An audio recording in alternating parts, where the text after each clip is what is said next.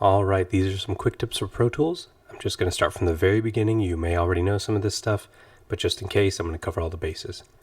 When you first open Pro Tools, you'll get this dialog, the dashboard, and I'll just go through these 4 sections. Getting started is pretty much what it sounds like. Projects, this is whatever you have on the cloud. I'm not signed in for some reason, but even if I was, I don't really use the Pro Tools cloud. But if you are collaborating with a lot of guys that use Pro Tools, you can use the cloud to facilitate that process. Recents obviously has your most recent worked on sessions, and then the Create tab is the most in-depth one. Obviously, you name your file here.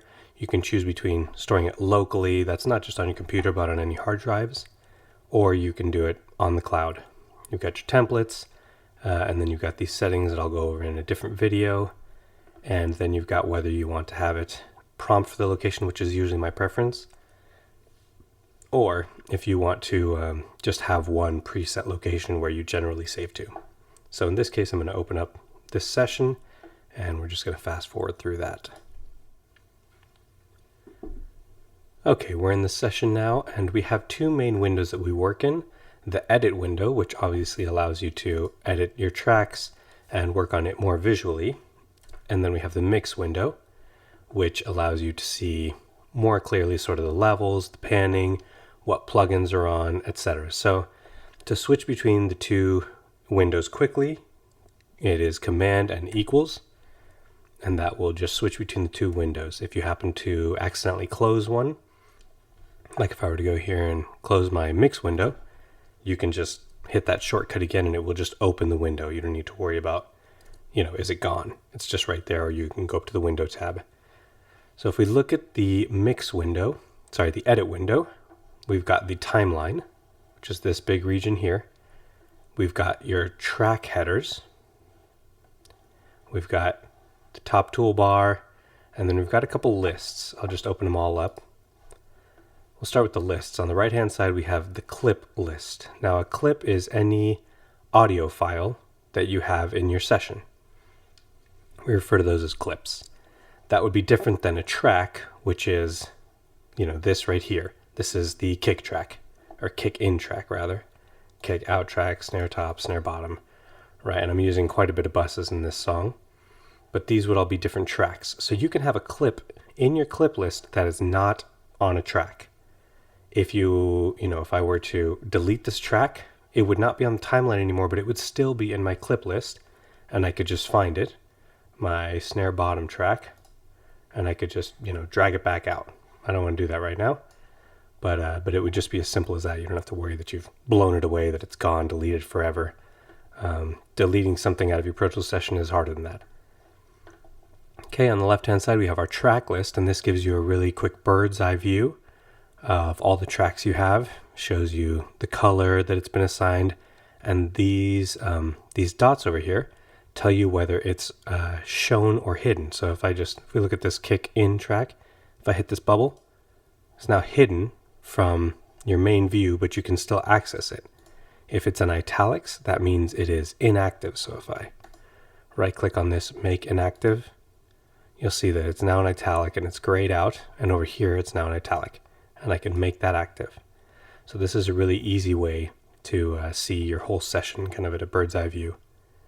Lastly, we have the groups list, and this just, as you group things, you can see all your lists down here. Again, you can assign them color, you can assign them a shortcut, and in each of these you have this triangle, which gives you your menu for that particular list.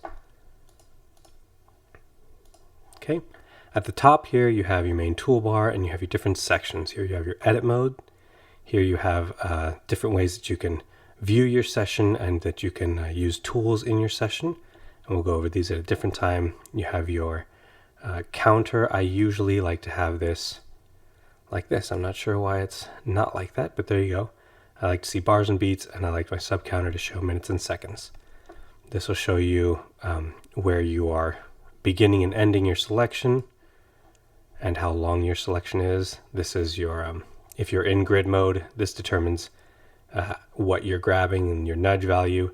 Here you have your transport control and your tempo stuff. Now, if you right click, you can change these things. Like if I want to see my expanded transport control, you can see that. But these are the things that I don't generally use, so I just keep them off my my view. Now here you have your different, man, I forgot what these are called. But you can view different aspects of your song. For instance, my meter's not changing at all throughout this whole song, so I could come in here and unclick meter, and that is gone. If you have any tempo changes, you want to see that, any markers, yada, yada, yada, this is where you would do that. Anywhere you see this little list, it's going to give you options. Likewise, I'm just going to close this. Likewise, right here, you can change different things that you can see. If you want to see all your inserts and all your sends, you can do that depending on how much real estate you have on your screen. This is generally what I like to have open on my window. And usually, this is a bigger session, but usually I would want to have them all sort of medium, and that gives me a lot clearer view of what I'm looking at as far as panning, plugins, and routing. So yeah, that's usually how I have my edit window set up. Okay, if we switch over to the mix window, again, this is pretty similar. We can expand this to get our lists. I don't really feel the need to have my lists open on this screen. Again, this will show you different information. If you want to see more inserts or more sends, you can see that you can change what is in your channel strip. Delay compensation. Again, this is what I like to have on mine. Inserts, sends, just 5 of each unless I need to have a 6th or 10th one or whatever, and then I will expand it. So that is it for the mix and edit windows. We'll get into some other stuff in a different video, but the main shortcut is that Command equals, and if you want to close a session, Command Shift W, I'm not going to save that, will close the session without closing Pro Tools, so you don't have to start it all back up. At that point, you could hit Command O to open a session, or Command N to take you back to this opening dialog. If you wanted to close all of Pro Tools, that would be Command Q, and you'll see down here the icon will go away. Did I do it? Yes, okay. And that's it. We'll go over some more tips in another video.